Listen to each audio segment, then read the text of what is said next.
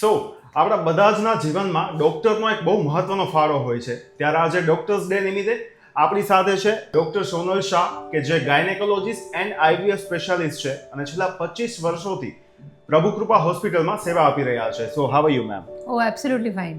સૌથી પહેલો ક્વેશ્ચન તમને, કે તમને ડૉક્ટર બનવાની ઇન્સ્પિરેશન કેવી રીતે મળી? Yeah is a good question.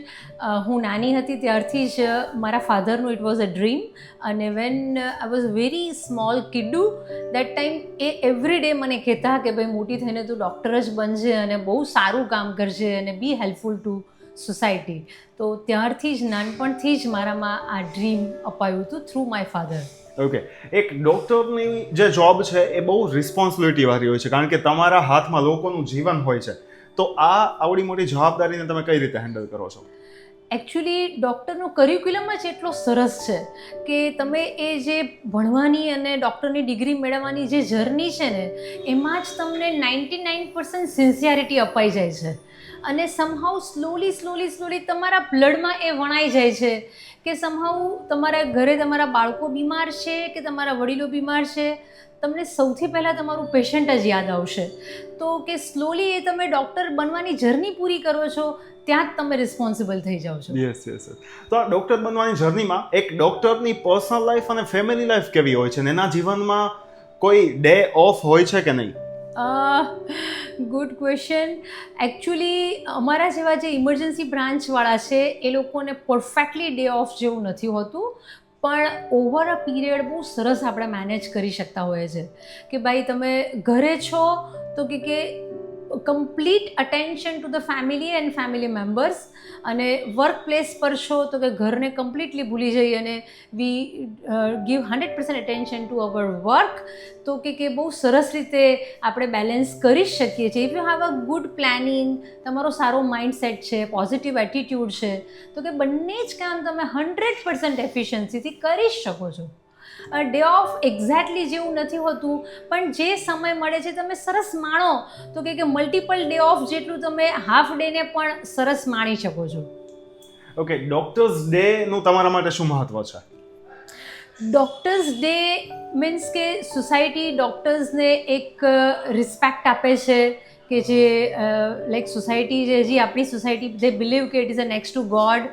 અને ડૉક્ટર તરીકે તમને કહું તો કે ભાઈ every day when we are getting this respect, તો અમે અમારી જાતને ફરીથી વિચારીએ કે ના ભાઈ, ભૂલથી પણ કે અજાણતાથી પણ ભગવાનને એવી પ્રેયર કરીએ કે ભાઈ અમારાથી ક્યારેય કોઈ ખોટું કામ ના થાય કે ક્યારેય કોઈ ઇનજસ્ટિસ ના થાય, અને અમે અમારા લેવલ બેસ્ટ પેશન્ટને અને સોસાયટીને સારું કામ આપી શકીએ.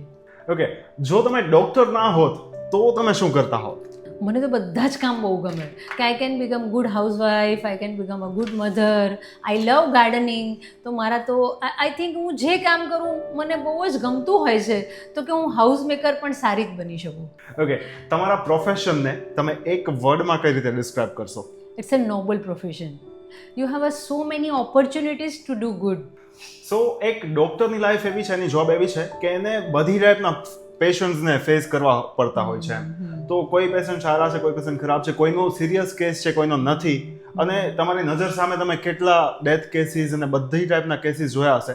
તો એ થ્રુ આઉટ ધ પ્રોસેસમાં તમે એ સ્ટ્રેસ અને એ ફિલિંગ કઈ રીતે મેનેજ કરો? સૌથી પહેલાં તો આટલા વર્ષોમાં બહુ જ મેથોડિકલી અમે કામ કરીએ. તો કે 90% પેશન્ટ્સના રિસ્ક છે અમે આઈડેન્ટિફાય જ કરી લીધા હોય અને પેશન્ટને પણ વેલ ઇન્ફોર્મ કર્યા હોય, અને તેમ છતાં ફોર એક્ઝામ્પલ કે કોઈ પેશન્ટ છે તો કે એને એબોર્શન થાય છે, તો that is a natural process, it is in nobody's hand. તો ઇમોશનલી સૌથી પહેલાં તો પેશન્ટને સરસ રીતે ટેકલ કરવું પડે કે તું દુઃખી છે એટલા અમે જ દુઃખી છીએ, but it is not in our hand. કોઈનાય હાથમાં નથી, આ એક કુદરતી પ્રક્રિયા છે. અને પેશન્ટને સારા એવા રીઅશ્યોર કરીએ કે એને પણ હોમલી ફીલ થાય કે ભાઈ ના we are always there with her. અને એ જે નેગેટિવિટી છે એ આપણામાં પણ આવવાની છે as we are human Bing.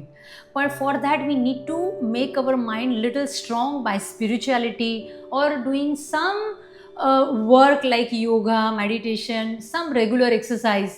તો કે આપણે આપણી જાતને પહેલાં સ્ટ્રોંગ કરવી પડે છે અને ઇમોશનલી સ્ટેબલ કરવી પડે છે, તો આપણા સામે બેઠેલા જેને પેઇન છે એનું પેઇન આપણે રિલીવ કરી શકીએ છીએ. યસ. તો ડૉક્ટરના જીવનની એવી કઈ વસ્તુ છે જે સામાન્ય લોકોને જનરલી નથી ખબર હોતી, કે એ લોકો ડૉક્ટરના જીવનનો આ ભાગ નથી જોતા હોતા? બેઝિકલી ડૉક્ટરનું જુઓ તો કે સૌથી પહેલાં ભણવાની જર્ની બહુ ડિફિકલ્ટ હોય છે, કે બહુ જ લાંબુ ભણવાનું હોય છે, અને હવેની જનરેશન માટે તો બહુ મોંઘું ભણવાનું થઈ ગયું છે, કે ભાઈ ગવર્મેન્ટે most of the seats are so costly.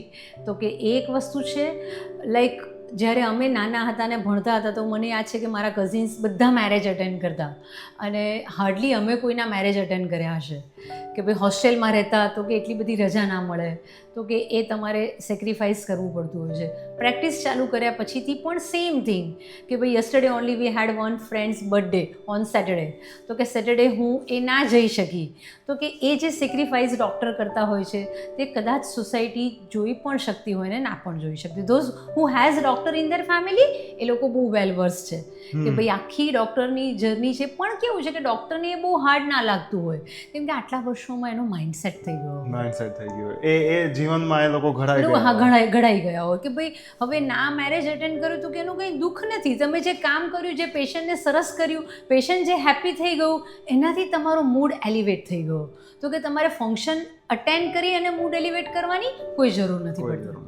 એટલે લોકોનું જીવન બચાવવું, એમને હેલ્પફુલ થવું, ને એમની ખુશીમાં જ ક્યાંક ને ક્યાંક એક ડૉક્ટરની ખુશી છે. Very true, very true. હે ને? અને એમના દુઃખથી ઘણી વખત ડૉક્ટર્સ એફેક્ટ પણ થઈ જતા હોય. Sure, 100%. We are also human being. કોઈ પેશન્ટનું રિઝલ્ટ નેચરલી ખરાબ આવે છે, like van I was there in a medical college, તો ત્યાં તો પેશન્ટ છેલ્લી ઘડીએ આવે, there are lot many complication, તો ખરેખર અઠવાડિયું આપણને જમવાનું ના ભાવે, અને તરત એવા વિચારો આવે કે બીજા કોઈને આવું ના થાય, એના માટે આપણે શું કરી શકીએ સોસાયટી માટે.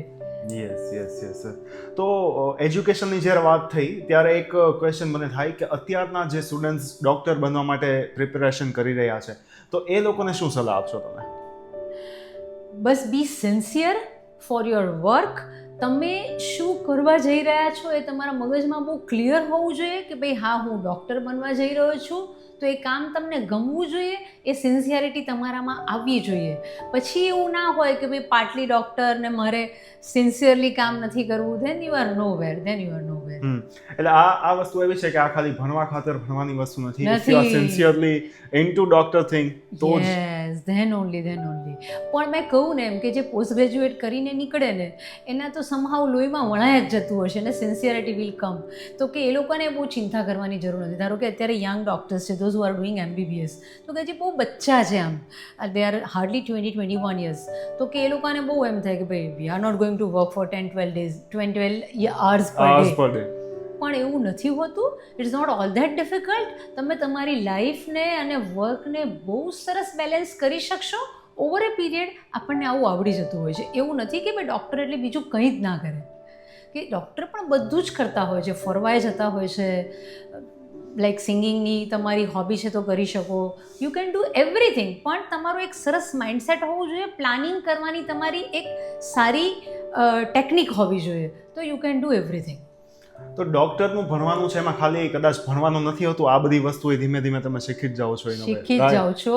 અને મોર ઓર લેસ હવે તો કરિક્યુલમમાં આવવા માંડ્યું છે કે નાવ હવે મને તો એમ લાગે છે કે અમે ભણ્યા હતા એના કરતાં પણ એજ્યુકેશન સિસ્ટમ બહુ સરસ થઈ ગઈ છે, કે એ લોકોને પણ તમારી માઇન્ડની સ્ટેબિલિટી, યોગા, મેડિટેશન એવું પણ એક પાર્ટલી શીખવાડવામાં આવે છે કે ભાઈ તમારે તમારી જાતને સ્ટેબલ કેમ કરવી. તો કે હવેની તો નવી આ medical education system is too good.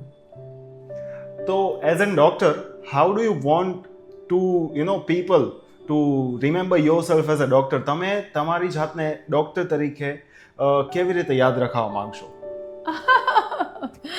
Bus as a good human being, nothing else.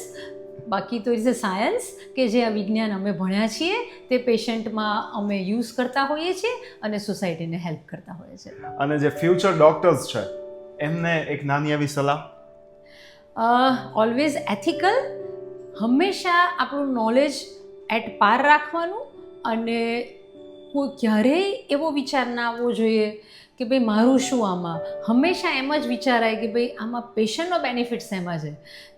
Like અત્યારે રોજના એવા 2 પેશન્ટ આવતા હશે કે જે સર્જરી કરાવવા આવતા હોય અને અમે રાધર વધારે ટાઈમ આપીને એને સમજાવીએ કે ભાઈ તારે સર્જરીની જરૂર નથી, પણ ઇન અ લોંગ વે સાચી પ્રેક્ટિસ એ 100 ટાઈમ તમને વધારે હેલ્પ કરશે.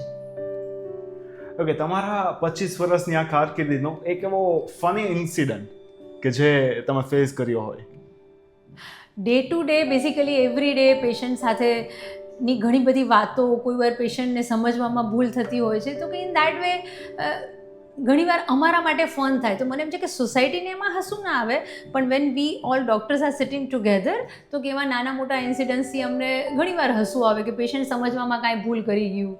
તો that is fun for us only. સોસાયટીને ક્યારેક એ વાત ના સમજાય, પણ આમ every day after finishing our work અમે બધા જ doctors we are many doctors, so we sit together અને આખા દિવસથી અમે ખરેખર 15-20 મિનિટ, હા યસ અમારે હસાયરો ચાલતો જ હોય. એવરી ડે વી હેવ હસાયરો કે આજના દિવસમાં શું થયું હતું એમ. Okay, out of syllabus question, coffee or chai during the day? ઓ ચાય. ચાય પર્સન હે ને આપણે Yeah. રાજકોટિયન્સ ચાય તો વી લવ. ઓકે. સો લાસ્ટલી ડોક્ટર્સ ડે ની એક વિશ બધાને અને તમારા તરફથી નોર્મલ ઓડિયન્સને કાંઈ સલાહ એક ડોક્ટર તરીકેની? બસ બધાએ આપણા હાથમાં શું છે તો કે સારો ડાયટ અને સારી લાઈફસ્ટાઈલ. જો આ 2 વસ્તુ રાખીએ છીએ તો ઘણા બધા ડિઝીઝથી આપણે દૂર રહી શકીએ છીએ. અને માનો કે ભગવાન તેમ છતાં કંઈ ડિઝીઝ જેનેટિક આપે છે તો કે જો તમારી આ બંને વસ્તુ સારી છે તો તમે એને બહુ સારી ફાઇટ આપી શકો છો. Yes. So that's it for the doctors day. અને બધા જને સારી હેલ્થ અને હેપી લાઈફ અમારા તરફથી અમે વિશ કરીએ છીએ. Wishing all of you a very happy doctors day. Thank you. Thank you.